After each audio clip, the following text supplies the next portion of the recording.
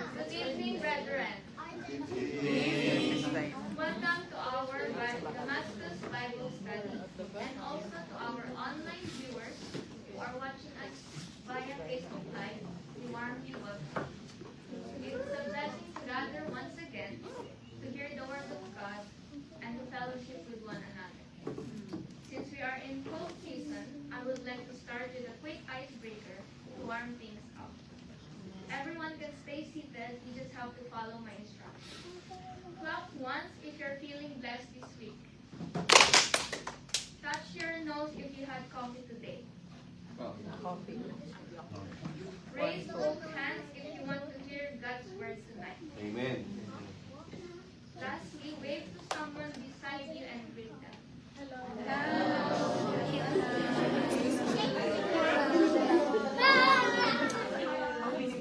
Okay. And I would like to encourage you with this verse in 2 Timothy 1 verse 6 to 7. It says, Therefore, I remind you to stir up the gift of God which is in you. Reflected on this verse, I was reminded that our walk with God is something we need to continually nurture and grow. It gives us the picture of a fire that needs to be continually tended from what God has entrusted to us. So tonight, may we not let the fire fade, but to continue to grow in Him every day. In whatever season we may be in, let us trust that God has not given us the spirit of fear, but of power and of love and of sound mind. And I invite everyone for our opening prayer. Let us bow and close our eyes. Yes, oh God, thank you, God, for bringing us here tonight in this place. We continue to lift only your name. Thank you for the people who came here tonight and for covering them with your protection. God, as we hear your word tonight, may we come with open and teachable hearts. We pray for the workers who will be serving you tonight. May you bless them in their service to you. We pray for the preacher of your word, O God. Thank you for the wisdom that you will give him through your message to us. May you bless us tonight as we learn, grow, and fellowship together in your presence. We worship you, O God. We glorify you, Jesus. We offer this night to you alone. Receive our worship and thanksgiving. This we ask and pray in the mighty name of your Son, Jesus. Amen.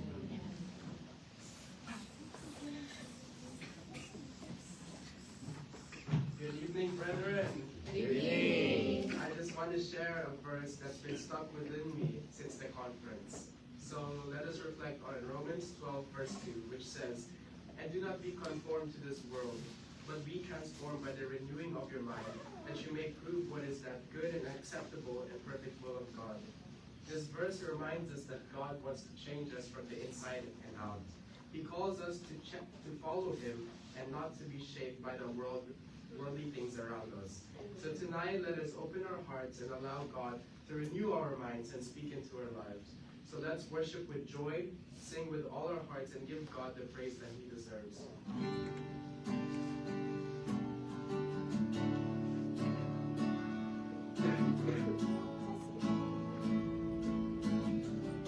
And sing The Sun Was Darkened. The sun was darkened and the heavens thundered, and for a moment let I thought it conquered. It wasn't over till you said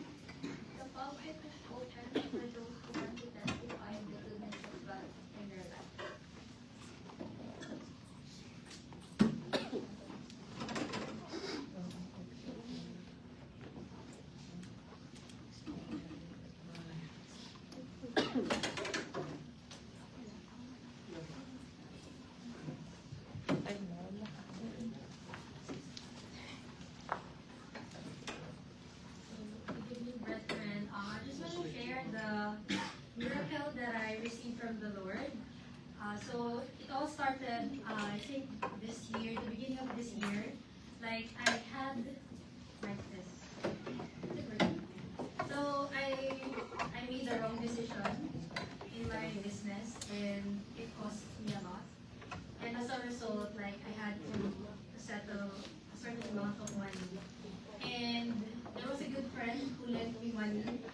And I was so shy to that friend, even if that friend is not pressuring me to pay the money right away. But you know, I feel bad, like, because I haven't paid it as fast as I could.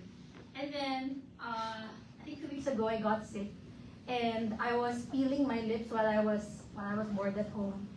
And that caused me like to think, oh my, why don't I buy a lip treatment for my lips, because that's where it's so bad. And then when I was searching for a good lip balm, I came across a brand, and all of a sudden I saw on top of the Chemist Warehouse page that there's a raffle for that brand. and aside from the raffle, I really wanted to buy that one because I read many good reviews. So I went there. And then, while I was there was a Filipino woman who was stocking the lip balms, and I was asking, do you have this one? And she said, oh, we don't have that one anymore. So I bought a different brand. And then while I was already in the counter, that Filipina ran across me and said, oh, the one you're looking for is available. So I bought that product, and that same evening, I registered to the raffle, and I surrendered it to the. But every morning, I would pray to the Lord, Lord, please, I pray that I will win the raffle because I need the money. And guess what? Next week, I already have forgotten about it because I returned to work after being sick. And then I received a call. And then they were asking if they were asking if this is Joina, blah, blah, blah. And it was so noisy in the classroom, I couldn't really comprehend what the woman was saying. And then I said, if you could just text me. But she said, no, I need to tell this to you right now. I can't just send this to you in a message. And then she said that I won the raffle. And praise God, because the money that I received is more than enough for me to settle the debt that I had to my friend. And thank you, Lord, because I really wasn't expecting that. This is my first time to join a raffle like that. Yeah, it's my first time to receive a money from a raffle. I won before pala, but this one is the biggest so far. So thank you, Lord. The Lord truly provides, and God is good. Praise the Lord. To God be all the glory.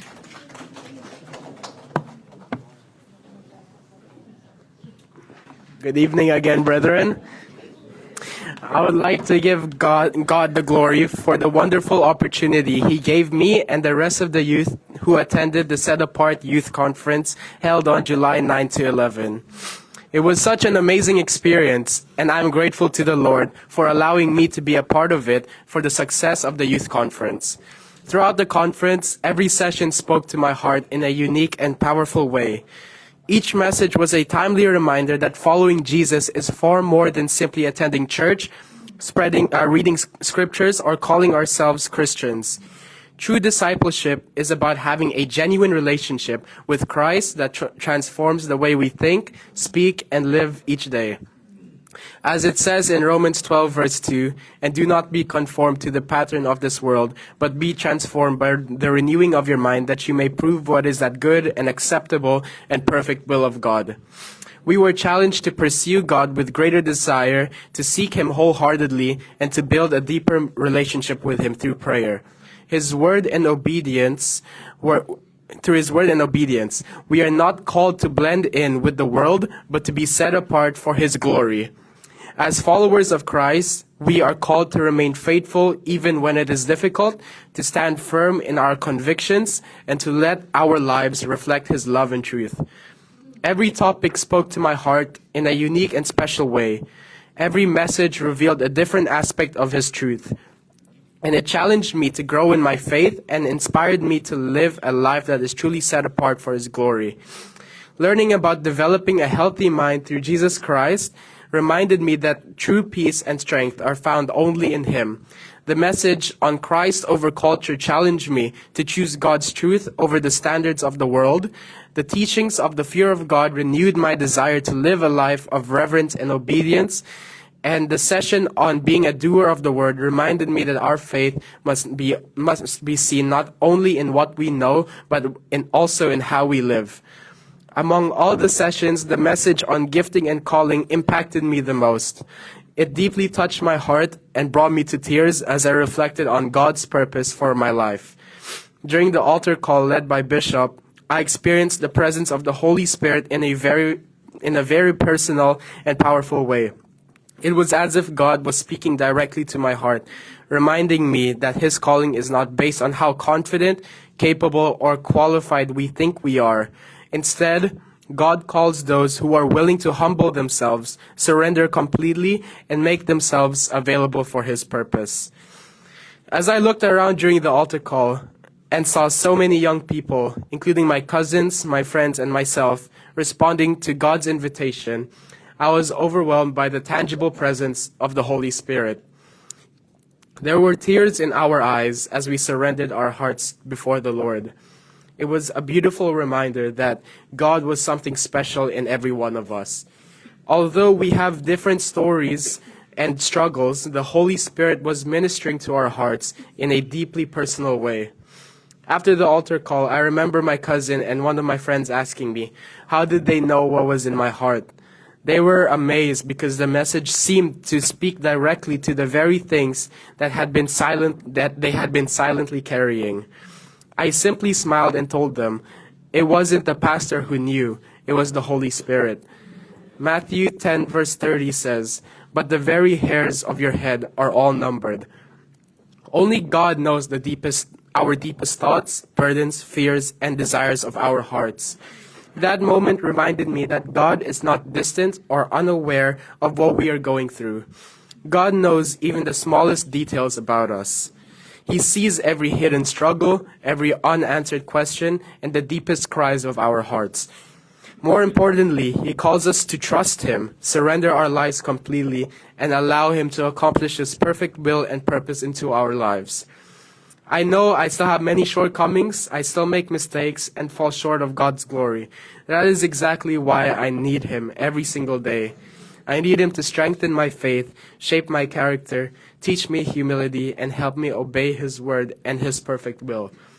I am encouraged by His promise that His grace is sufficient, and I know that He will continue to give me the courage and strength to live a life that points others to Jesus.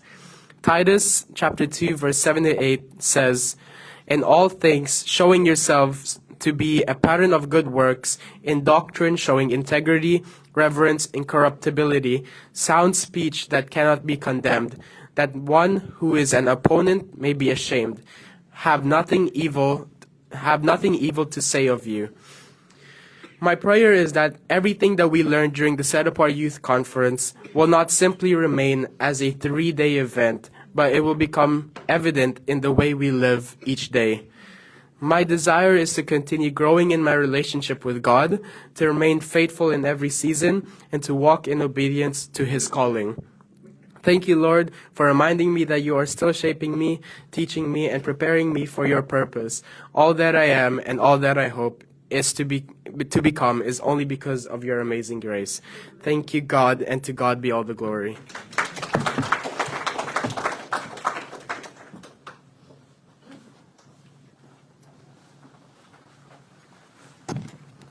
Good evening, everyone. Hindi pa ako mag-MC. I would just like to share the goodness of God in our family's life. 15 years ago, my mom had to make a difficult decision to work abroad so she could provide a better future for us. I was only 13 years old and my sister was just 8. Like many children of OFWs, we grew up hearing, after 2 years, uuwi na din ako. But for many OFW, it doesn't always happen that way. Although my mom was not physically with us for most of our lives, I thank God because God never allowed us to feel lacking. He gave us a loving father who guided us growing up, and He never scolded us nor mapalo ng hanger. Yeah, but my mama does. My mama often says that one of the hardest part of working abroad was taking care of other people while unable to physically care for her own family. There were many important memories she missed, including my wedding. Yet through it all, God remained faithful because God has planned for us. We always hear Jeremiah 29:11 that, "For I know that the plans I have for you, plans to prosper you and not to harm you, and plans to give you hope and a future." And recently, the person my mom had been caring for in Israel for the past 11 years passed away. It was a sad moment because they had become like a family to her. Because of this, my mom will be returning home and entering early retirement. I thank God for keeping my mom safe through her years in Israel. She has many amazing stories of God's faithfulness there, and soon she can share them with all of us personally, because finally, after many years, we'll see each other again. My mom is coming to visit here this coming September, before she goes back to the Philippines. We did not expect things to happen, but we can clearly see God's hands moving in our family. He continues to work all things together for our good, and I believe He still has greater things ahead of us. And thank you also for everyone's prayer. Truly, God is always good, and to God be all the glory.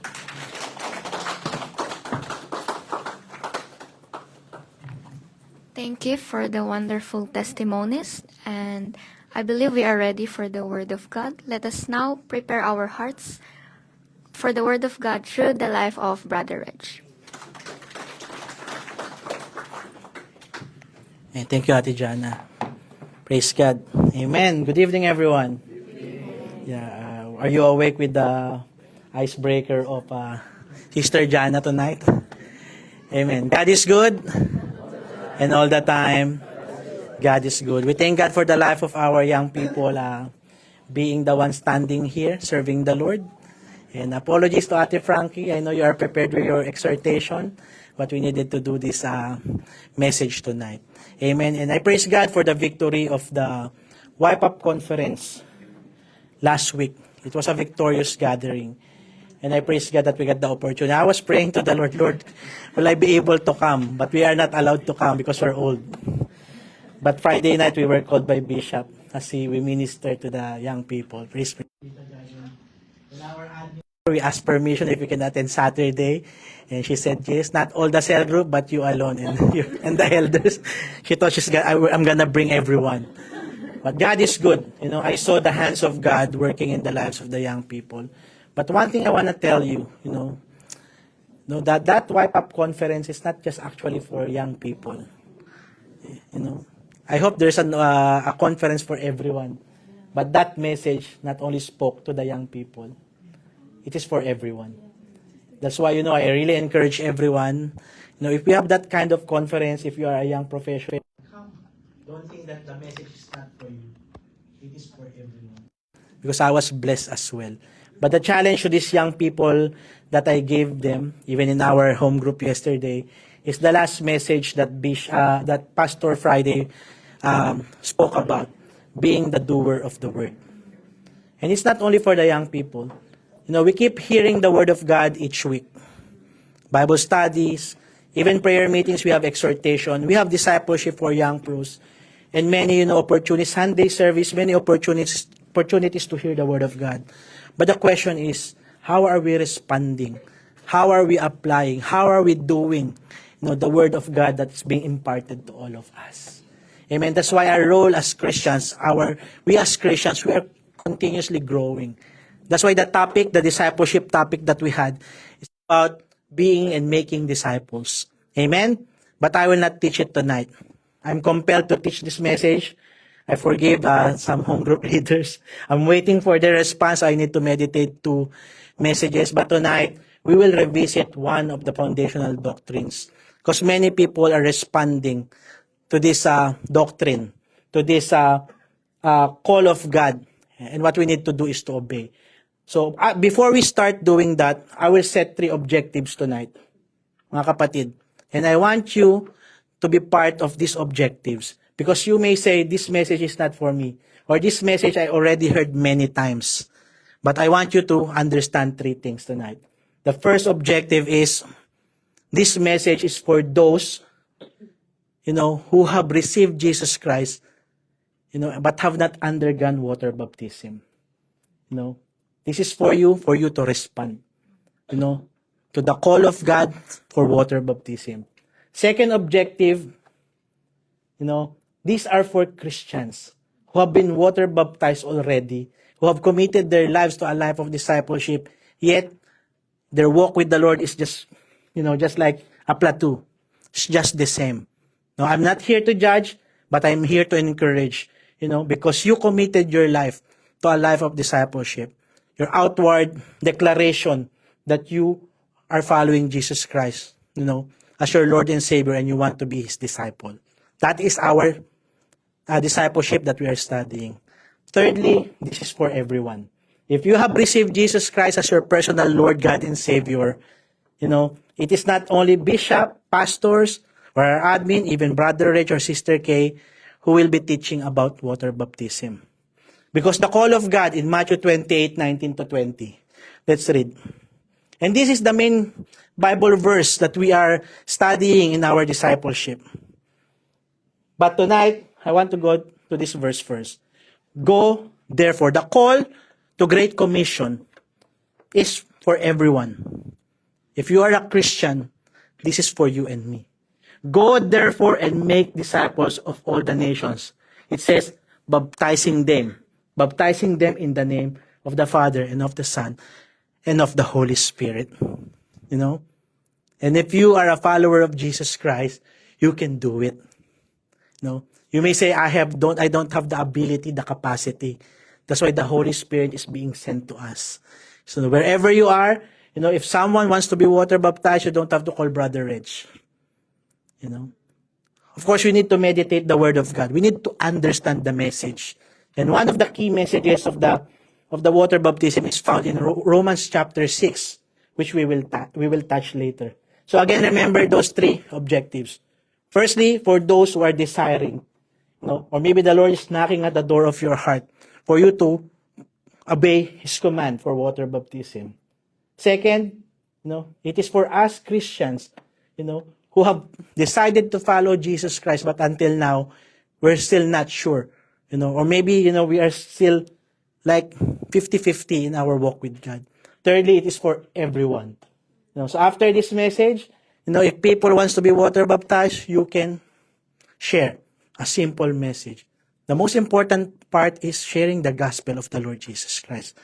And that's what we want to, my prayer, my desire, by the grace of God is, people will come and say, I want to surrender my life to the Lord Jesus Christ, and I want to commit my life to a life of discipleship and be water baptized. Amen? So tonight, we're going to talk about Christian baptism. But first, we go to Hebrews chapter 6, 1-3. And we have been teaching these foundational doctrines. And many times, I'm still learning. When I'm studying it, when I'm hearing it, I'm still learning.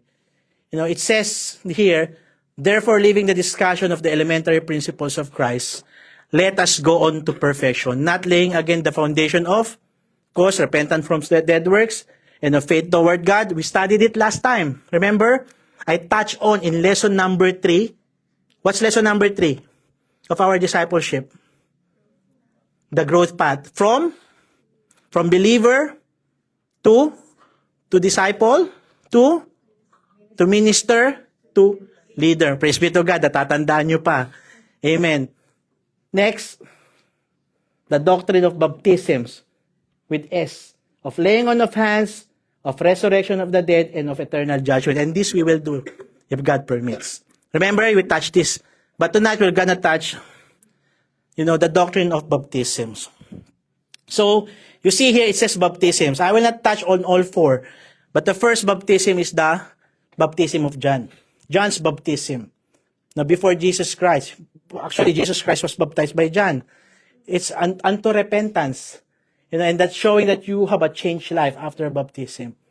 The second baptism is the baptism of sufferings. Christ's baptism of suffering, where Jesus Christ suffered. And because we are going to follow Him, we are also going to suffer for Christ's sake. The third baptism is the Christian baptism. And the fourth one is the baptism in the Holy Spirit. But again, like what I've said tonight, we're going to study the baptism, the Christian baptism. Amen? So our main text is found in Matthew chapter 3, verse 13-17. Before that, let's bow down our heads and pray. O God, Heavenly Father, as you have spoken to your servant last night, let all of us have a teachable heart. That as we hear the message, if we have already heard it many, many times, let it continue to speak to our hearts, that truly indeed we will be doers of your words. That as we finish this lesson, my prayer that people will be convicted to be water baptized. People who are already called themselves as Christians, disciples, O God, will continue to be on fire in serving you, O God, and committing their lives unto you. And for all of us to be able to relay this message of Christian baptism to those people who are desiring to undergo this command that you have given us. We thank you, O God. We honor you in Jesus' name. Amen and amen. Yeah, and we also acknowledge our admin tonight, Sister Jen, who's here with us. Palakpakan natin ang Panginoon. Amen. Glory to God. And I know there are people sitting right here, right now, who have committed their life to be water baptized. We cannot just set a date because some people, they have work concerns regarding schedule. But regardless, I believe, we'll be able to do it by the grace of God. I don't know if this Sunday, Sister Jella, are we going to do it this Sunday? So we have some people, and again, in August, we also have some brethren who will have. And if the Lord will speak to your heart tonight, be water baptized. But if you're already water baptized, you've already understand the message of water baptism, and you want to be baptized again, I encourage you to repent. Because we cannot do water baptism many times. Unless the first time, just like some of the brethren, they were in Saudi Arabia, they were encouraged to come. They didn't even know what's happening. And they just went to the water, and then did not really fully understand what water baptism is about. Came to New Zealand, again, water baptized, understanding, and then approach me again, can I again be water baptized? No, repent, brother. Amen. So Matthew 3:13 to 17. Then Jesus came from Galilee to John at the Jordan to be baptized by him. And John tried to prevent him, saying, I need to be baptized by you, and you are coming to me. Remember, John the Baptist is the cousin of Jesus Christ. But Jesus answered and said to him, permit it to be so now, for thus it is fitting for us to fulfill all righteousness. Then he allowed him. When he had been baptized, Jesus came up immediately from the water, and behold, the heavens were opened to him, and he saw the Spirit of God descending like a dove, alighting upon him. And suddenly a voice came from heaven saying, this is my beloved Son, in whom I am well pleased. And that's also what we want to hear from God. That as we obey to His command to be water baptized, God will say, this is my beloved son and daughter, in whom I am well pleased. Because He answered to the call, to the command to be water baptized. So, remember this, mga kapatid, Jesus was not baptized by John as evidence that He had repented of sin. Because remember, Jesus had no sin, for which He repented. Remember, Jesus Christ never had sin. He is God. Jesus was baptized in Matthew chapter 3 verse 13, which says to fulfill all righteousness. He was setting a righteous example of behavior which He wanted all believers, all those who put their faith in the Lord Jesus Christ, to follow. That's why our example always is the Lord Jesus Christ. And we need to follow His example. Apostle Paul said, imitate me as I imitate Christ. Because even Himself experienced going through the water. We need to follow Christ. And in our discipleship, we've been hearing Christ-likeness, becoming like Christ. Amen. So, Jesus was deliberately and consciously establishing a standard of behavior, which all of us who put our faith in the Lord Jesus Christ to follow. Amen? So what are the conditions for water baptism? I hope you are writing down notes. So when time comes, that you are able to talk to someone who wants to be water baptized, you will be like Philip. When he met the eunuch reading the book of Isaiah, or maybe a person approaching you about water baptism, you will not say, let's call Brother Reg. Let's call our home group leader. Because if there's an urgency that time, at may kanal dyan na pwede siyang ibaptize, of course, ang kanal dito malinis. Because remember, when the Ethiopian eunuch was baptized, it was just like, water from the road. You are able to minister about water baptism. Amen? Let's talk about the conditions for Christian baptism. We will examine the condition which must be fulfilled by those who desire to receive Christian baptism. Psalm 5, but let's assume that you have already heard the gospel. What is the gospel of the Lord Jesus Christ? Ate Frankie, when you say gospel, what does it mean? What else? Gospel. Anyone? The death, burial, and resurrection of the Lord Jesus Christ. Kulang pag yung resurrection lang. Amen? Now we understand now. You are learning. So when you minister, first the gospel is the death, the burial, the resurrection of the Lord Jesus Christ. No, He did not remain dead. He resurrected on the third day. He rose again. And He's coming again. And He was buried. Remember that. Of course, He was buried for 3 days and resurrected. Of course, the second coming will be the last part of the foundational doctrines. But we know that Jesus Christ is coming again. Remember that. So when people ask you, or maybe it's not water baptism, just sharing the gospel, the key element of the gospel is the death, burial, and resurrection of the Lord Jesus Christ. Always remember that. If you are struggling in evangelism, just remember those things. You can use John 3:16. But anyway, let's move forward. The first, again, our assumption is you have already heard the gospel, or someone already spoke about the gospel. Anyone still struggling about the gospel? You know? And, that's the very essence, of the gospel. The death, the burial, and resurrection. Number 1. Amen? But of course, don't approach people. You see them, they're not water baptized. Come on, I'll sit down with me. I'll teach you about this one. We pray for them that they will have the conviction in their hearts to be water baptized. Number 1, repentance. That's why, in the foundational doctrines, repentance is the first one. In Hebrews 6:1-3. The first condition for Christian baptism is repentance from what? Repentance from what? Dead works. And dead works is sin. Peter stressed this during his sermon on the day of Pentecost in Acts chapter 2, verse 37-38. Remember, they were praying, and the presence of the Holy Spirit, the power of the Holy Spirit came, and Peter was so anointed to preach the gospel. Now, when they heard this, they were cut to the heart and said to Peter and the rest of the apostles, "Men and brethren, what shall we do?" Then Peter said to them, "Repent, and let every one of you be baptized in the name of Jesus Christ for the remission of sins, and you shall receive the gift of the Holy Spirit." Amen? So God requires repentance from any sinner who desires to be saved. That's why later, as we end this lesson, we will understand that baby should not be dedicated. Repentance, therefore, must precede baptism. Repentance is the first response God requires from any sinners who desires to be saved.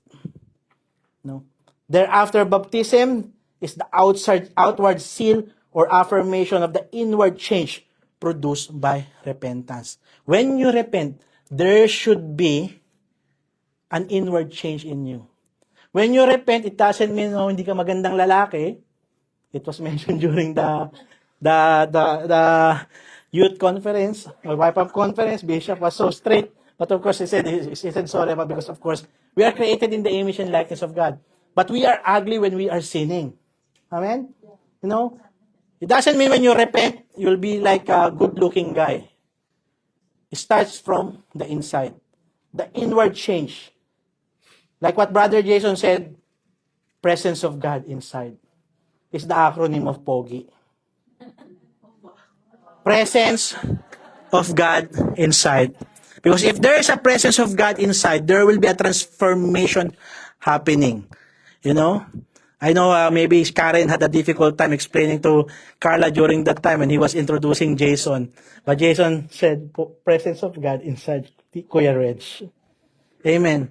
But we are all created in the image and likeness of God. So repentance is important. You will come before the Lord in humility and repent from your sin.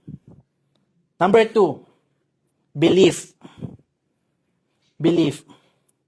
Christ himself states the second condition for Christian baptism. In Mark chapter 16, Mark chapter 16, verses 15-16. And he said to them, "Go into all the world and preach the gospel to every creature." When we say every creature, to human being. Straightforward. Because you may say every creature, because I have a difficult time, I'll preach to the dog. No. A person, because man needs salvation. To every creature, he who believes and is baptized will be saved. But he who does not believe will be condemned. If you will read John 3:16, let's go to it. John 3:16. You know John 3:16. Everyone knows John 3:16. Let's go to 17. Ate. So we will understand, The Great Commission said, if you don't believe, you will be condemned. 17, for God did not send his Son into the world to condemn the world, but the world through him might be saved. 18.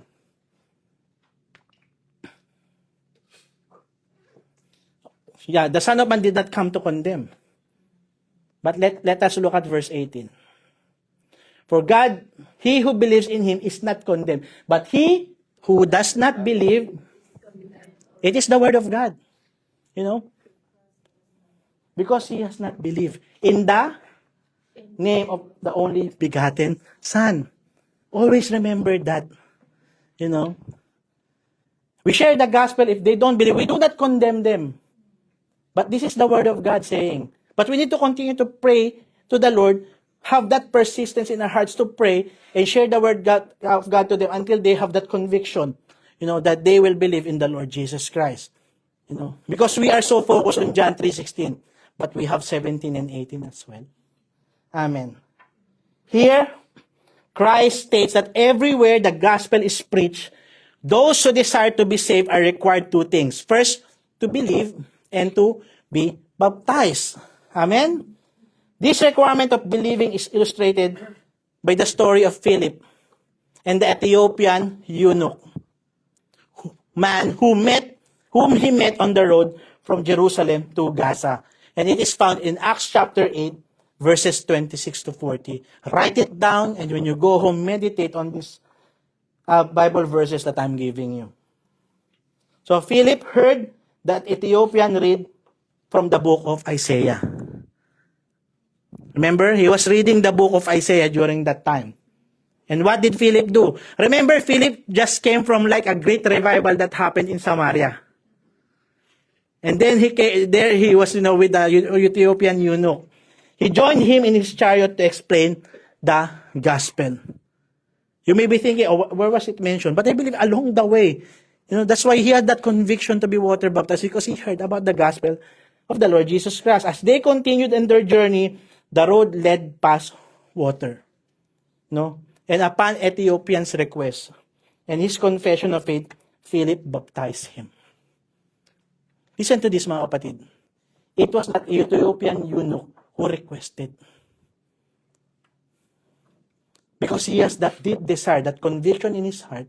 When he heard the gospel, he requested, stop the chariot. I want to go to that water. Yes, we leaders, we keep on following up.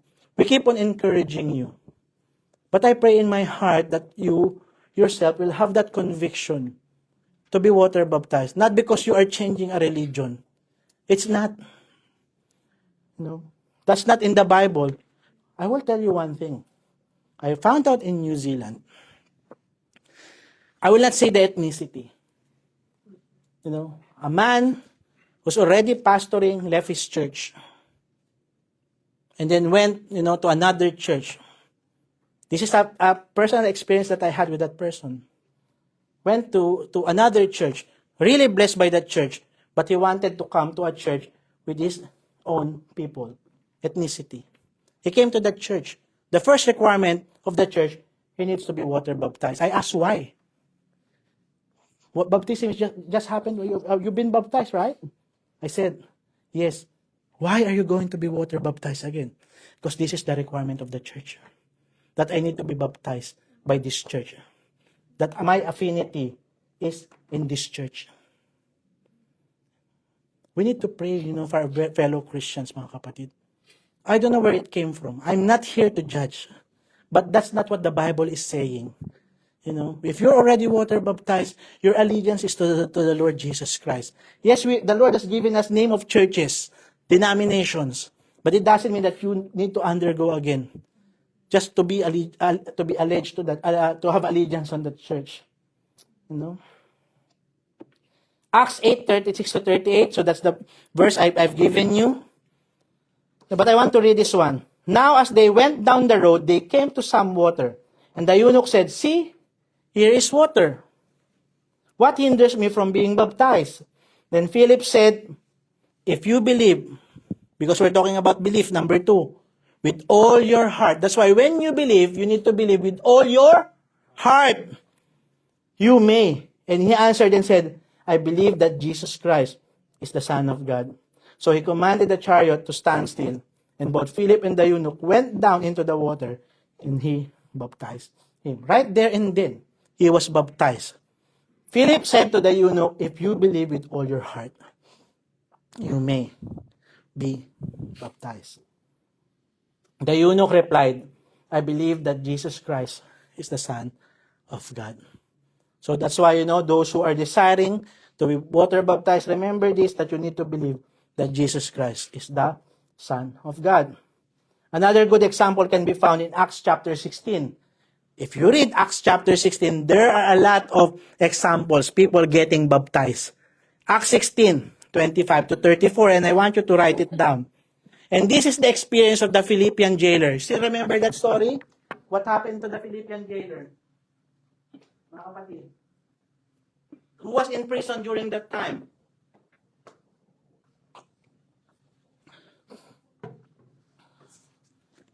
Who were in the prison? Marcoleta. Jingo Estrada.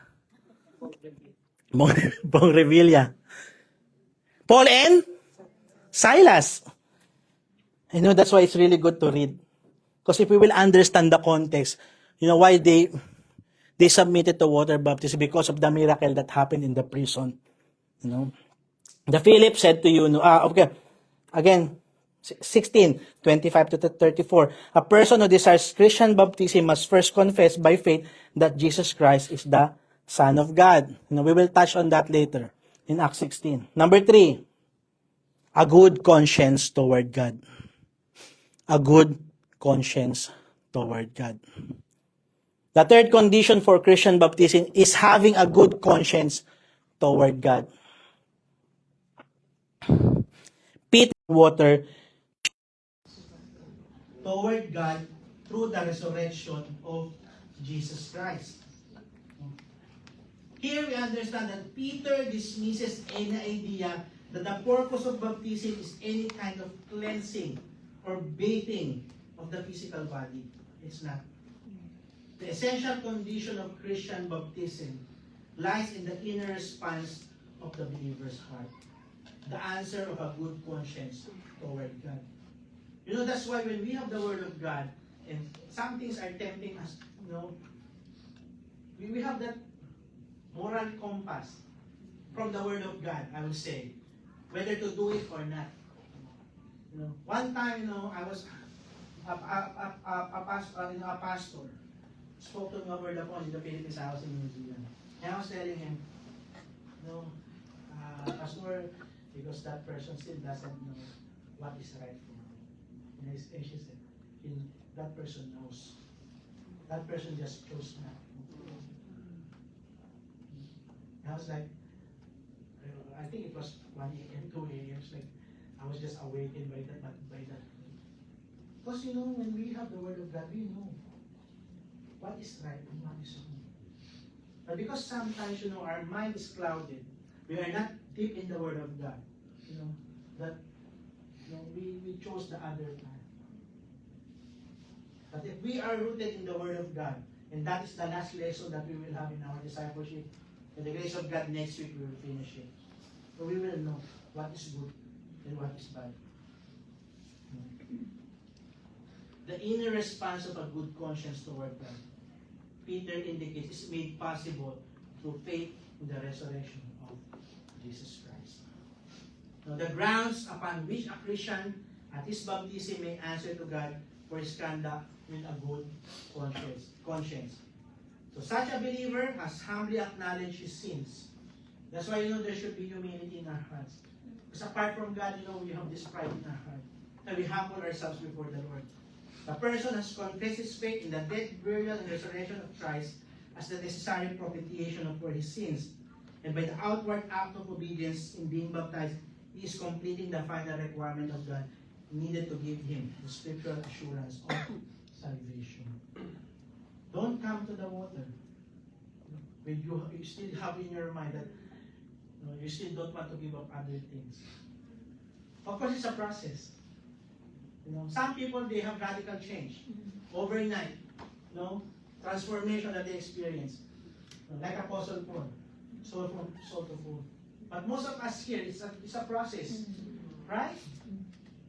When you receive Jesus Christ, the next day, you're still sometimes struggling because you are in the flesh. But that's why we need the Word of God. But of course, there is no condemnation. All you need to do is to come to God. And ask, help from your fellow Christians. That's why you need to come to fellowships. The importance of fellowshipping. That's very important. But you also need to have your own personal devotion and relationship with the Lord Jesus Christ. And having thus met all of God's requirements for salvation, he is able to answer God with a good conscience. Number 4.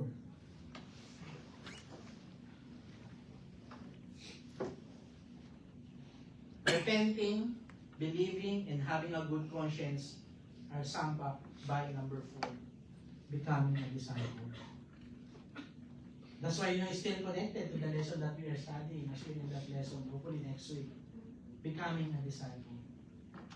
Christ commissioned his followers to carry the message of the gospel to all nations.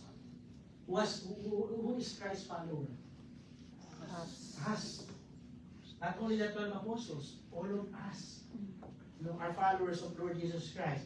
Unless you haven't received yet Jesus Christ in your heart, this is the night that you will come to the Lord in humility and truly accept Him as your personal Lord God and Savior. And that is again Matthew 28:19-20.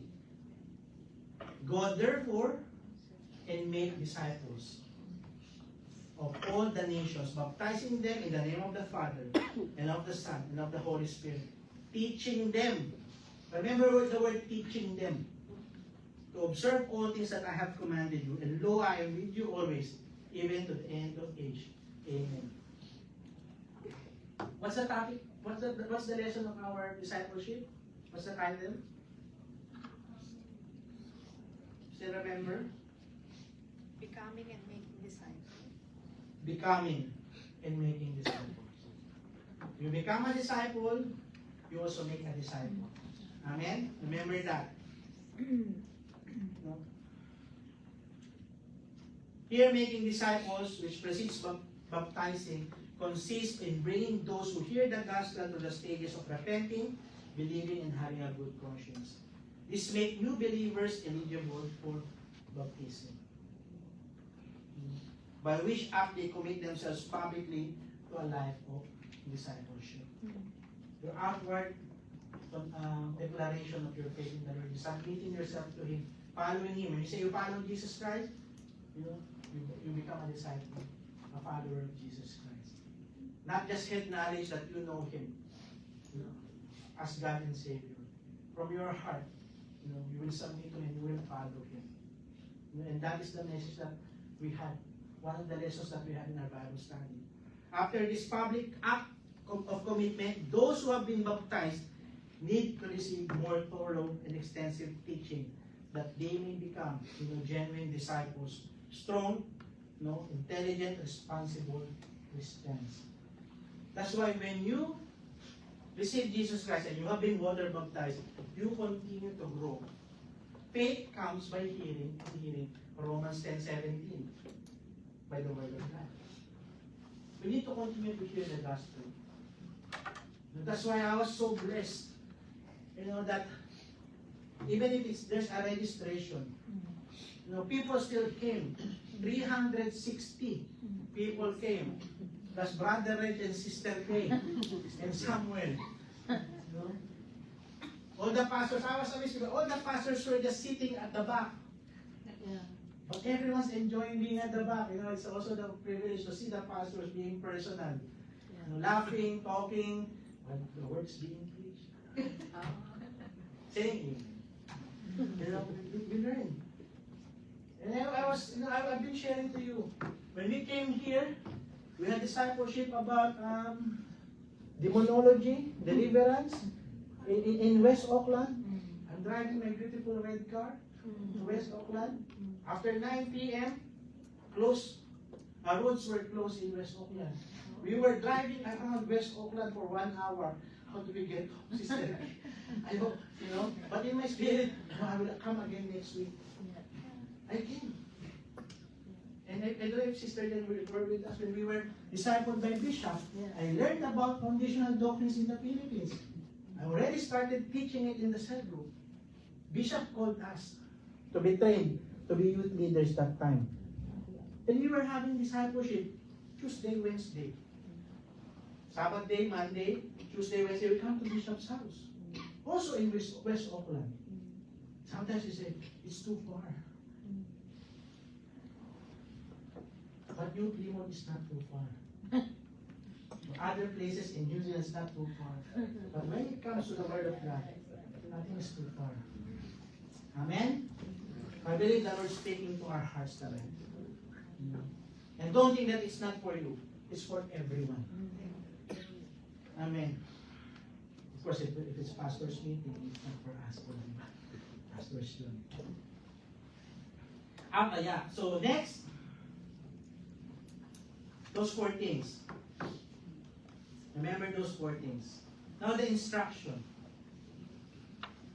The essential requirement for water baptism was given by Jesus.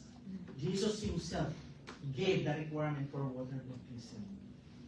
Again, in Matthew 28:19-20, make disciples and teaching them. When we say instruction, not instruction to instructing people. Instruction is about teaching people. Okay? Like in Matthew 28:19-20. Amen? Okay ka lang kayo, Richard? Umuusap ang Panginoon sa inyo sa liburan? Nagulat yung mga nasa liburan. Akala ni Brother Richard, nagano na, nagalawa. Mauulit siya sa liburan. Again, instruction here, listen. Make disciples, we need to teach them. And then the second part, teaching them. In the second part of Matthew 28:19-20. Christ's command to teach new believers in Matthew 19-20, it was given twice. They are to be taught before and after baptism. Sinners must first hear and receive the gospel to become genuine believers. Acts chapter 2. I'll be giving you verses, so you will know that it's in the Bible. Acts 2:41. Then those who gladly receive this word, Acts 2:41 natin.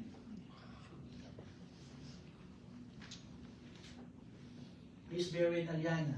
She just came back from the Philippines. Nabusog yata sa okoy si ate. Amen. Acts 2:41. Then those who gladly received this word were baptized. How many? About 3,000. Acts 19:5. So I'm just giving you verses so we understand. This instruction were given. When they heard this, they were baptized in the name of the Lord Jesus Christ. Acts 16. So write it down. If you are writing it down, Frankie is a good one doing notes. So if you want to have but write muna. Don't ask Ate Frankie later. Just try to write what you can. Acts 16:14-15. Now a certain woman named Rowena, Lydia, heard us. Nasa Bible ka. Kasi sabi nung Christian. Nandun ka. Believer. Nandun ka rin. Di lang personally. Now a certain woman named Lydia heard us. The Lord opened her heart to hear the things spoken by Paul. And when she and her household were baptized. Again, spoken. The gospel was spoken. So before baptism, believers should receive enough teaching to understand its meaning. It doesn't mean that you have to undergo 6 months before you be water baptized. If you understand the gospel of the Lord Jesus Christ, right there and then, you can be baptized. I know some people want to choose the best beach in New Zealand. Now, if you want to be water baptized in South Island, please let me know.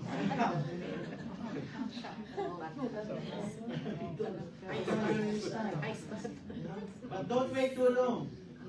After baptism, they should to continue to receive instruction in order to become mature Christians. We need to mature. Remember the discipleship that we had? We need to bear fruit. Fruits. Amen. Fruits. Richard, fruits. Amen. Nagkaroon ng biruan sa cell group namin nung bago pa lang kami. Fruitig yawad daw. Huwag naman ganong fruit. And Paul calls this in Hebrews chapter 6, go on to perfection. We cannot be perfect, but we can go on to perfection. Because that's the word of God says. Amen? So let us now sum up the scriptural requirements for Christian baptism. A person must first have heard enough of the gospel to understand the nature of this act of water baptism. He must have repented of his sins. He must confess his faith that Jesus Christ is the Son of God. He must be able to answer God with a good conscience on the grounds that he has fulfilled all of God's requirements for salvation. He must commit himself to a life of discipleship. You know, when you are have that hungerness for the Lord, not only with the Word of God, you will also, start serving the Lord. Start serving the Lord. So I praise God, Brother Rodel is not in heaven. And I hope he's listening tonight, Brother Rodel. I hope you are listening tonight. He's in South Island, mga kapatid. Maybe you're asking where's Brother Rodel. He's in South Island. And praise God, nag-barefoot na si Brother Rodel. We have Tito Atom now. Part of the security team. Amen? That's why, young or old, serve the Lord. Amen. Praise be to God. And I will give you some instances in the Bible. 7 instances of water baptism of the new converts. Number 1 is in Acts chapter 2:41. So we will understand that this is not a doctrine of man. This is a doctrine of the Lord Jesus Christ. And it can be found in the Bible. And now, I tried to watch some videos of other religion. They have other verses that they're using about water baptism. It's like they're just capturing one statement, but it's not the full context of that verse. Acts 2:41. This is Peter. When he was full of the Spirit of God, then those who gladly received his word were baptized. And that day about 3,000 souls were added to them. On the day of Pentecost, about 3,000 people were baptized. But before they were baptized, they were saved. A few hours before, they were unbelievers who reject. These people, they were the one who rejected Jesus Christ to be their Messiah of Israel or the Son of God. Now they heard the gospel. They responded. From the end of Peter's sermon to their baptism, the time required to give necessary instruction could not have exceeded few hours. When they heard the gospel, they responded and they were water baptized. And that's what we want. People come to Christ and be water baptized. What's the nearest water here in Mount Wellington? Sa Panyo. Ayaw mo maligo. Hindi ako siyata, hindi pa ano. Pwede dyan na din? Yeah, pwede. Pwede na din.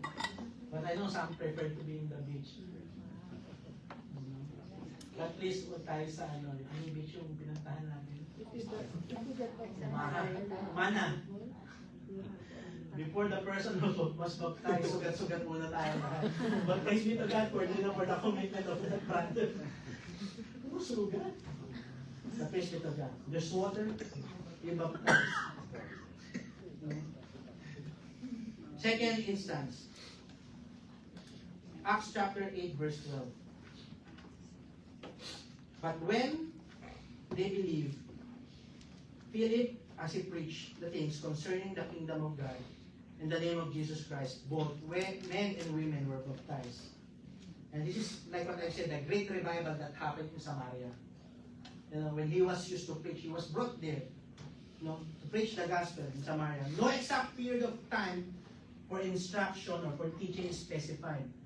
As on the day of Pentecost, it could have just been a few hours. Certainly, it could not have exceeded a few days or a week or a two at the very most. You know, right there and then. Number 3, again is Philip. This is the verse that we read about the Ethiopian eunuch. Philip baptized the Ethiopian eunuch on the very same day that he met him and preached the gospel to him. Here again, the period of instruction could not have exceeded few hours. They were riding in a chariot. You know, and when he understood, heard the gospel, right there and there, stopped the chariot, baptized me here in this water. Who can stop? Can Philip stop him? No. If that is the appointed time of the Ethiopian eunuch, that will be the day of his baptism. You know, when I was a young Christian, I believe it's back in 2013, as I came to know the Lord in 2012, genuinely, 2012. 1st of May 2013, we have a church baptism in NCI during that time. But unfortunately, I cannot. I was the admin, and I cannot come because there was already a planned wedding of my workmate in Isabela. I just forgot where in Isabela. It's in Santiago. So we came, me and my workmates. Sister Kay will come to the baptism. It will happen in Bulacan. You know, the wedding was not May 1st. I think it's the 1 day or 2 days. You know, and in my spirit, you know, I cannot say to say no to my friend, my colleague. I came. But in my heart, in my spirit, I should be in the water baptism. They got married. Praise be to God. Catholic wedding. And then, you know, my heart is, because the next will be, you know, going to Banawe Rice Terraces. I love traveling. When you travel with a purpose. Amen. Thank you, Lord. Amen. Travel with a purpose. My purpose was to attend that wedding and go to Banawe Rice Terraces. But God had a different plan. During that time, I was praying to the Lord. Not praying to, there's a situation that I did not pray for that situation. The newlywed husband, a relative died. They cannot come with us going to Banawe Rice Terraces. They will be the one to tour us to Banawe Rice Terraces. When I heard that, of course I did not rejoice. No, yes, someone died. In my heart, I will go home. I told my colleagues, I will go home. But we can still go there. No, I will go home. You know, when we went to Baguio, you know where we arrived in Baguio that time.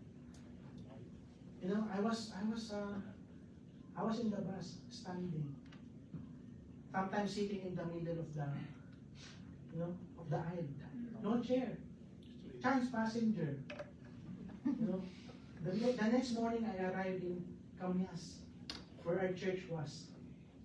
And Sister Kay saw me. And that was the appointed time. You know, that I was baptized. And the testimony of Sister Kay, I was baptized. All glory to God. She saw transformation. Not in transformation, of course, as a person, but in my service to the Lord Jesus Christ. I was a different person at that time.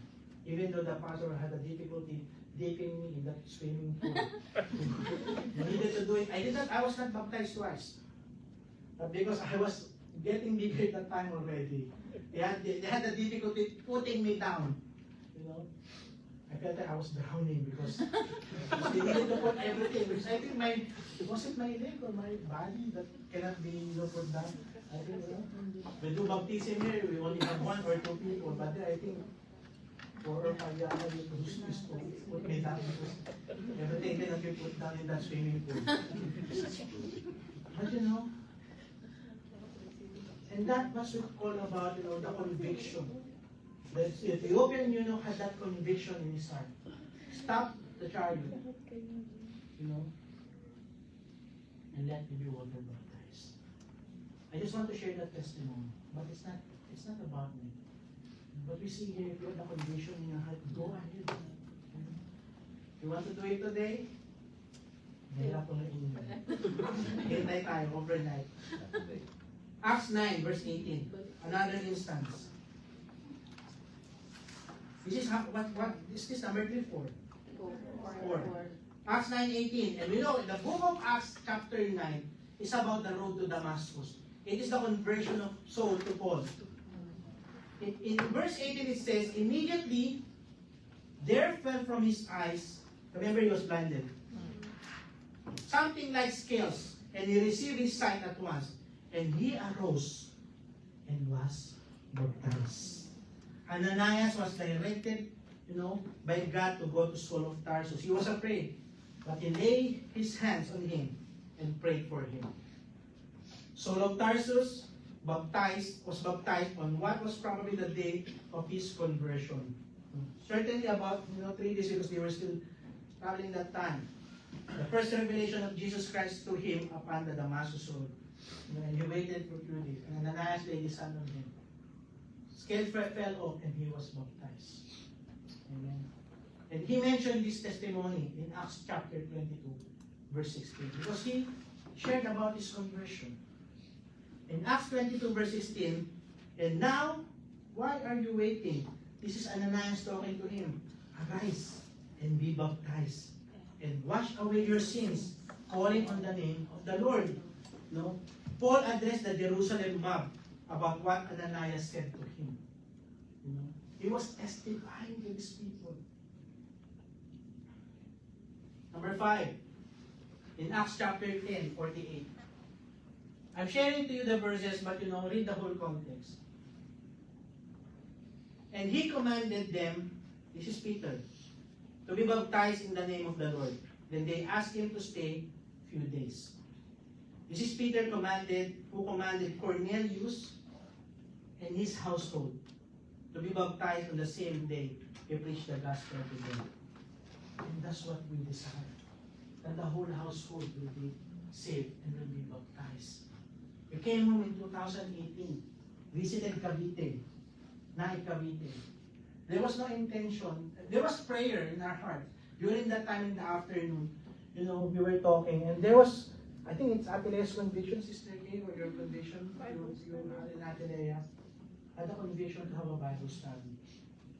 We went to one of the house of their relatives, and I preached the word of God. Yesterday many were baptized. But we are continuously praying that these people, will continue to follow Jesus Christ. Next second day, because we cannot wait night time in Cavite, that the following day, people were baptized. And praise be to God. We see the works of God. It can happen even when you are sharing the gospel. People will be convicted. That's why we need to be full of the Spirit of God and share the gospel to people. It's good when we have evangelism with Pastor Jeremiah that we have swimming pool on the side. They want to be baptized right there and then. Some people do that when we do evangelism. They have like a can, tin can. Filled with water. People want to be baptized. They're being baptized. Amen. I don't know if you can have that in Pakurangan. Or we just go to the night market after. Because I think we're not gonna be allowed. But when you have the conviction, have the urgency, you do not delay, let people be baptized. Amen. Next instance, number 6. In Acts 16, this is what I'm saying. In Acts 16, there are a lot of instances of water baptism. And this is Lydia. So if you want to have children, you can name your child Lydia. Now, 16, 14 to 15. Acts 16, 14 to 15. Now a certain woman named Lydia heard us. She was a seller of purple from the city of Thyatira, who worshipped God. The Lord opened her heart to heed the things spoken by Paul. Again, the instructions spoken by Paul. And when she and her household were baptized, she begged us, saying, if you have judged me to be faithful to the Lord, come to my house and stay. So she persuaded us. And her household were baptized. The Lord opened the heart of Lydia, the seller of purple, to the message of the gospel, and she was then baptized with all her household. No further details given and no exact period of time specified, but people responded to the command of God. And last, number 7. Acts 16:33. And this is the Philippian jailer. Remember, Paul and Silas, they're worshiping, and there's an earthquake that happened. Prison were released, and the jailer wanted to kill himself, but they said no, don't.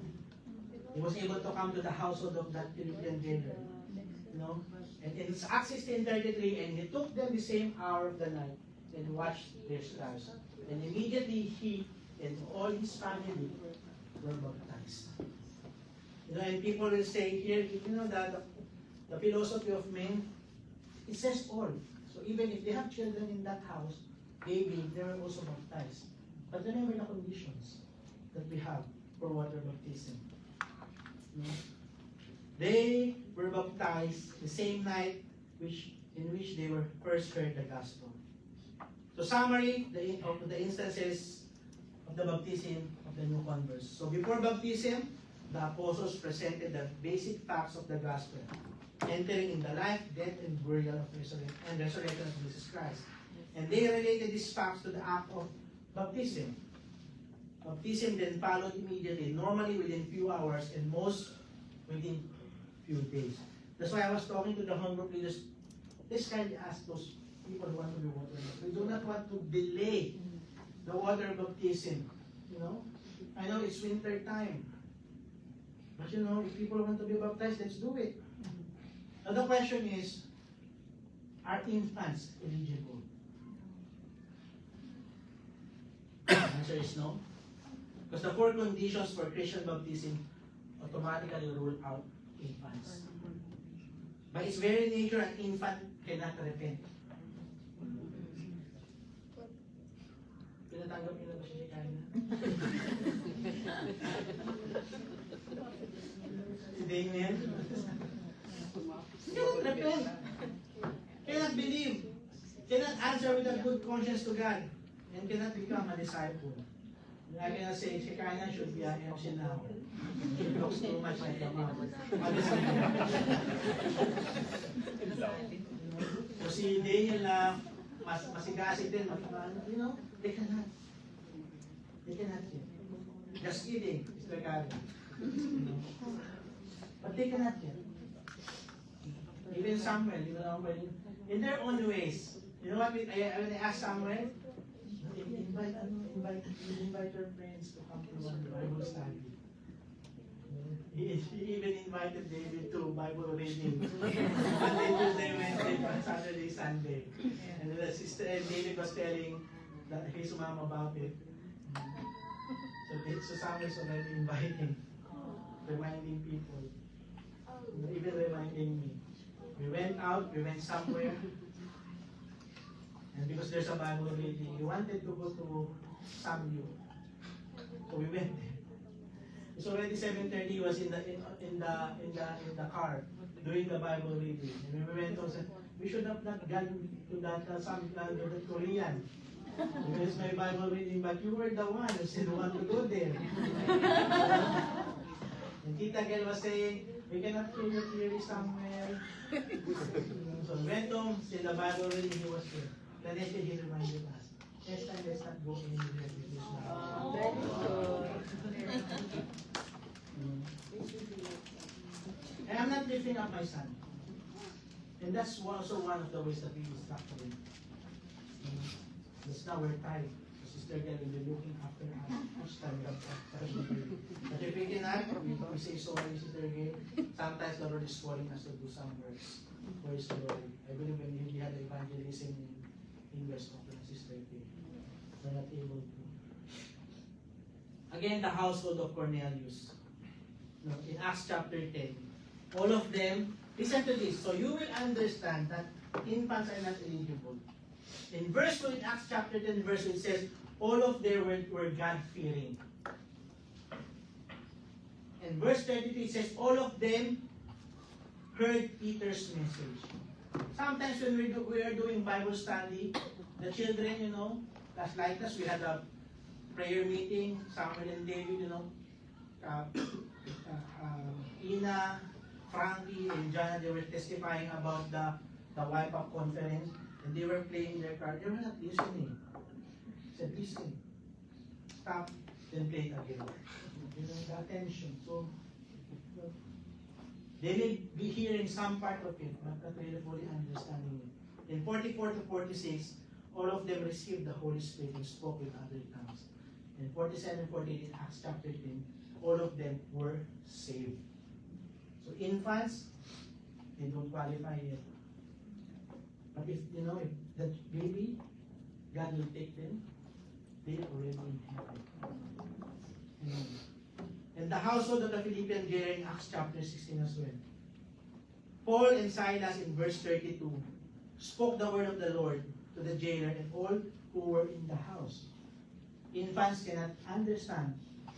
If there were, in case there were infants there. He and all his family were baptized in 33. And in verse 34, he and his whole household believed. Jesus was not baptized as a baby. Remember that? In Luke chapter 2:22, when he was how many days old? How many days old? 8. Acts 2:22. Nagtatalo tayo sa 7 and 8. 7.5 na lang.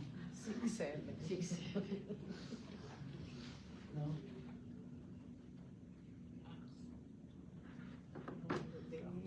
It says 8. This is a particular verse. Was 8 days old. Was presented to the temple.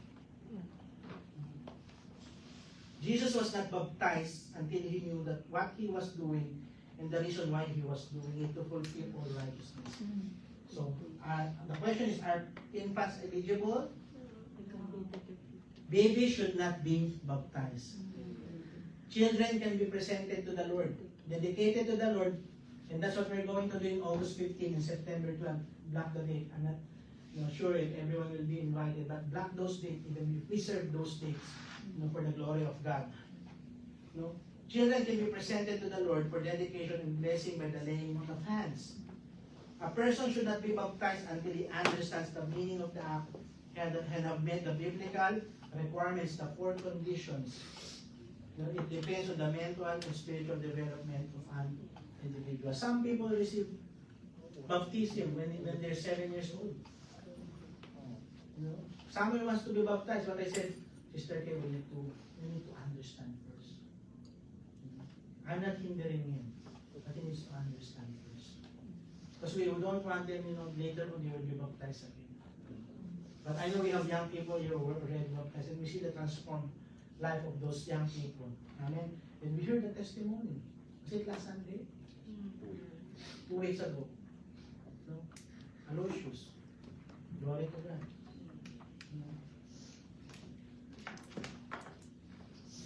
That he wanted to be water. I was just confused that time kasi hindi magpapabaptize. Aloysius pala. Kasi with the mom. Glory to God. Sprinkling or immersion? Some churches baptized by sprinkling with water.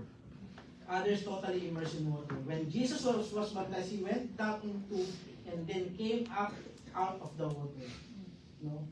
So the biblical meaning baptized in Greek is baptizo, means to immerse under the water. We must conclude he was fully immersed in the waters of Jordan. Again, baptizo is to immerse under the water. In allowing himself to be baptized, Jesus showed outward obedience to the will of God. That's why obedience is very important. Always remember that. Obedience. Through this act of obedience, he fulfilled the plan of God. When believers are baptized, this outward act symbolizes the inward righteousness which they have received the Lord Jesus Christ. And I give you a homework, and I want you to read. This is what I also preach in water baptism. Romans chapter 6, verses 1 to 7. And I want it to be your meditation, maybe not tonight, tomorrow. Romans chapter 6, verses 1 to 7. Because I can summarize water baptism, you know. And that's also one thing that you can teach. People want to be baptized, meditate this. You know, even if you just spoke this in 5 minutes, people want to be baptized. But like what I said in the objective, we are teaching this for all of us to have that confidence in the Lord Jesus Christ that we can also, again, also minister to people and people will be convicted to be water baptized. Amen? So the spiritual significance of Christian baptism is found in that verse. When you repent and accept Jesus Christ as Savior, death to sin and the old life occurs. The death to sin and the old life occurs. Death to sin and death to old life. There is now a new creation of a new life of righteousness that we will live for God. In Romans 6, and I will read this one, 11, 12, and 14. Likewise, you also reckon yourself to be dead indeed to sin, but alive to God in Christ Jesus our Lord. Therefore, do not let sin, listen to this, every believer of the Lord Jesus Christ. Therefore, do not let sin reign in your mortal body, that you should obey it in its lust. For sin shall not have dominion over you, for you are not under the law, but under grace. If any man is in Christ, he is a new creation. All the past, behold, it must come. And then look at your statement. Is that person a new creation in Christ now? Amen. So Christian baptism in water is a symbol of the death, burial, and resurrection of Jesus. It symbolizes death to sin. Listen to this. This is Romans 6, 1 to 7. You are immersed in that grave of water, that symbolizes death. And resurrection to a new life, live for God in righteousness as you come up out of the water. The believer who is raised up out of the water to live his new life does not do this in his own power. That's what the Holy Spirit can. The new life is lived by the power of God through the Holy Spirit. The same power that raised Jesus from the grave. That raised Jesus from the grave. It's the same power of the Holy Spirit that will work in you as you live for Christ. Amen. The effect of water baptism depends on the repentance and faith of one being baptized. Without this, baptism is not of no value. And if you, in your heart, you were just dragged by someone, as we call it bandwagon, you just came because people were baptized, you didn't understand it, you can be water baptized. But if you know the deep meaning of water baptism, and then you sin against the Lord, just repent. True Christian baptism means we are all baptized into Jesus Himself. No, and this is what I'm saying, not to a particular church or denomination. When you are being baptized in this church, we cannot say we own you. God owns you. Galatians 3:27. For as many of you were baptized into Christ, have put on Christ. You have put on Christ. Amen. So what are the words spoken at baptism? What are the words that should be spoken at the time of Christian baptism? There is no exact words, but we need to understand the essence. Jesus said to baptize in the name of the Father, and of the Son, and of the Holy Spirit. In the Great Commission. Many ministers choose to use these exact words when baptizing, and this is acceptable according to Scripture, because we cannot debate about that Father, Son, the Holy Spirit, or just the name of the Lord Jesus Christ. They are one. But it's also acceptable to just use the name of our Lord Jesus Christ. Acts 8, verse 16. They had only been baptized in the name of the Lord Jesus. Acts 10:48. And he commanded them to be baptized in the name of the Lord. Acts 19:5. When they heard this, they were baptized in the name of the Lord Jesus. Jesus did not command his disciples to baptize in the names of plural, Father, Son, and the Holy Spirit, but in the name singular of the persons of the Trinity of God. The name of the Father, the Son, and the Holy Spirit is the name of our Lord Jesus Christ. Because why? It's in the Bible.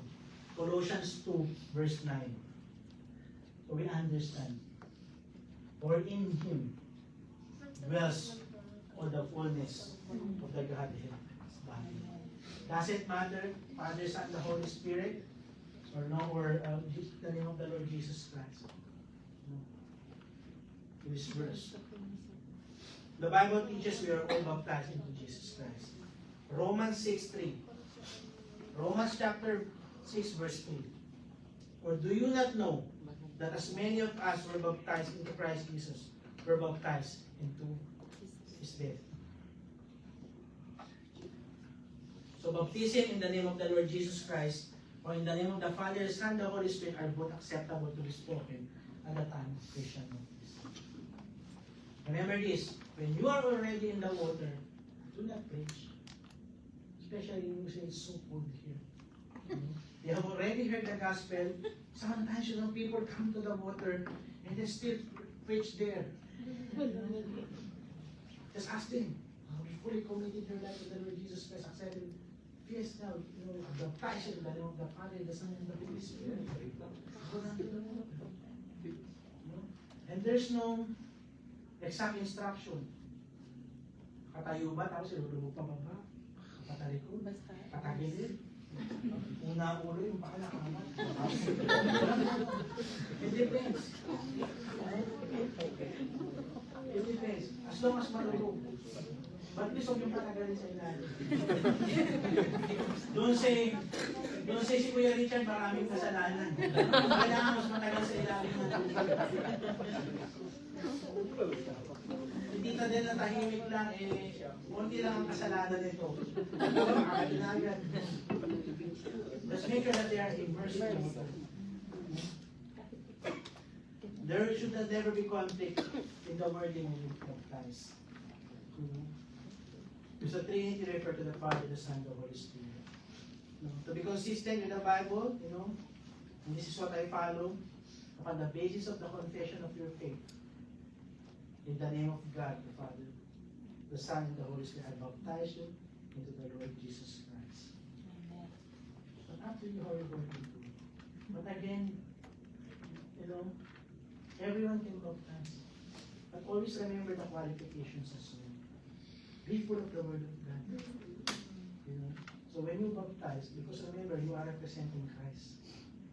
That's why I said, Lord, help me when I teach this, give me some objectives. So people will not say, I've heard this message already. Not for me. I've been baptized already. But the challenge for us now, an encouragement for us now, when people are convicted, or when people want to know the gospel, we can preach to them. And if they want to be water brothers, we can explain to them the water brothers. And they can go down to the water. Amen?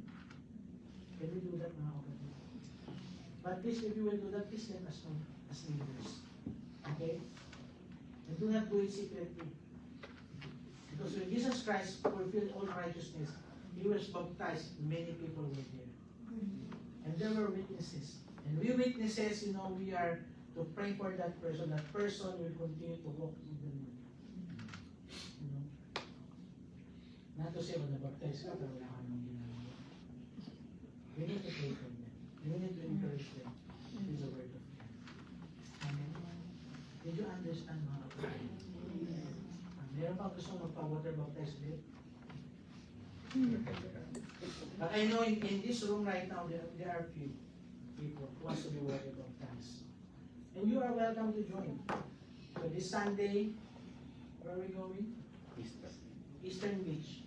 After the service, we're not rostered. So when you're available, come. Bring a plate and let's celebrate the life of His people. Amen. Who will be water baptized. I know there will be in August because the sisters, they need to have their roster for a month first. Change their schedule. We will have another one. You know? But doesn't mean that Brother Rich need to stand here and think. If the Lord is speaking to your heart right now, and you want to have the desire, let us know. And we want to baptize you. In the name of the Lord Jesus Christ. Amen. I remember there are many situations in our water baptism. That we went to wrong places. Not wrong places. We went to this place in North Shore. Too many people. We went on the other side. We ended up in the place where Manong Jesus was baptized, where Tito Antong was baptized as well. Some people choose Omaha in up north. I remember the time when the Padiklas sisters were baptized. In Hungary, December 25. Christmas Day. We were there. They were baptized. Hindi sila pinatigil, hindi sila pinantanan ng Lord. You know why? I was ministering at that time. Then it started raining. I said, praise God, wala kayong takas. Kasi hindi ko na ulan na kayo. Basang-basa na kayo. But I see the transformation of hearts of men. I am not the one to transform this land. But let's respond in obedience to God. And that's our prayer as well for the church. Because you know why? Many new people are coming. You know? And I have that desire. I think we can teach about this one. You know, Lord willing to many, and then people will be baptized. But regardless of one or two, if they have that conviction, you know, we will respond to that soon. Amen. Let's all stand up. Can you, brother, please clarify the qualification of the person who can baptize? The qualification of the person who Of course, the can person who baptize. is qualified will already receive Jesus Christ as your personal Lord and Savior. And has been baptized. in Yeah, the you have been baptized as well. So, you know, you have heard the message, you're continuously hearing the message, you know the gospel of the Lord Jesus Christ, you have been baptized. So, just to clarify, thank you for saying that, Sister Kim. You need to also be baptized. Amen? Amen. And you know, if the Lord speaks into your heart right now, I want to call you, if those people who are desiring to be water baptized, I want to come in. Do not be shy because this is your public declaration. So we will not baptize you yet, of course. But you know what, you know, I want you to come, and I want you to know. Amen.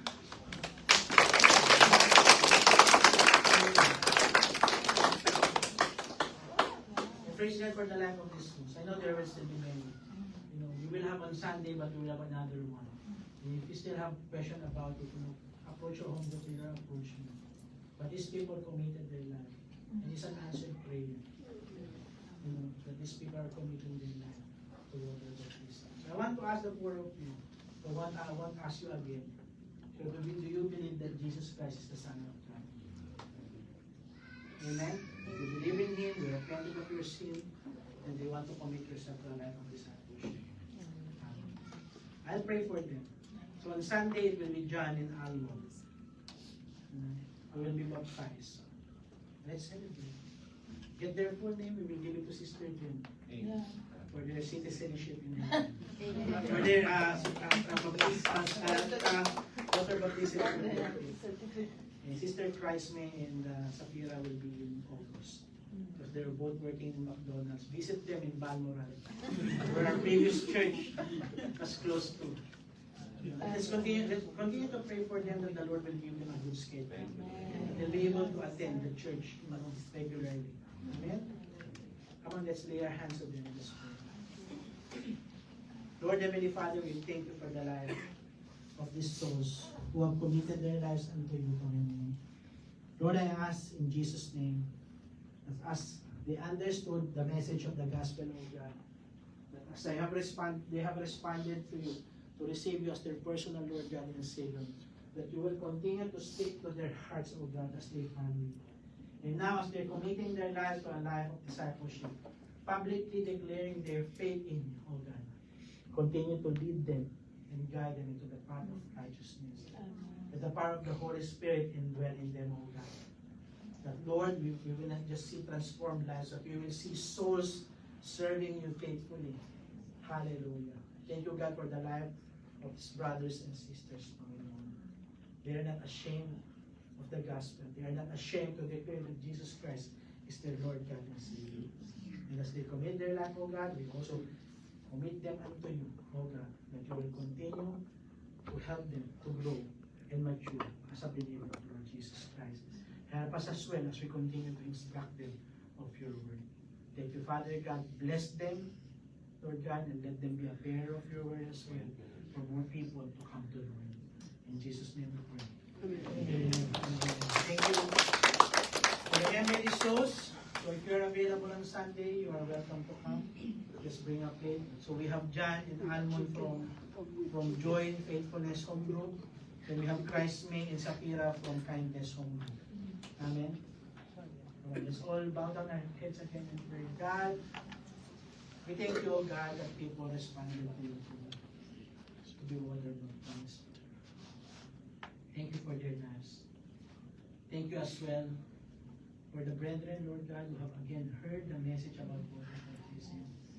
That, Lord, we will be on fire, O God, in seeking you and serving you more, Panginoon.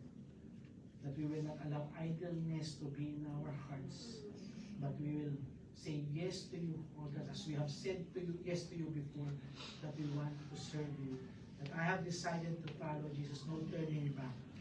That we will serve you faithfully with all our hearts, O God, finding ourselves in the body of Christ. What you have called us to do, Lord, we will respond to it and we will serve you faithfully. And to all of us who again heard, or maybe person who heard this message, I pray in Jesus' name that you give us the confidence, the boldness, O God, and the power that comes from the Holy Spirit to be able as well to minister about water baptism, Panginoon. Open our mouth that many people, Lord, that will come to know you and be convicted to be water baptized. And this we pray in Jesus' name. Amen. Thank you, John, Alon, Vice Mayor, and Patira. We encourage everyone, mga kapatid, as you have heard the message, don't be like Brother Reg, who speak too long in front. But if you have the essence of the gospel, and you understand the basic principle of water baptism, go ahead. Teach them. If they need clarity, approach your home group leader, approach yourself, your sister. Amen? So I give this to Sister Jana, our MC. Praise God for the message tonight. And raise both of your hands if you learned something tonight.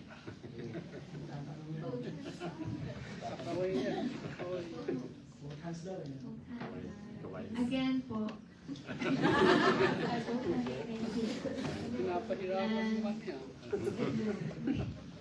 May the Lord bless us tonight as we learn through His Word, and may He bless us in our fellowship.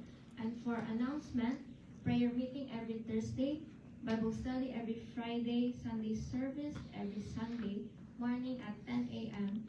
And as Brother Reg mentioned, that there will be a water baptism on Sunday after service. More information will be announced in our home group announcements, so stay posted.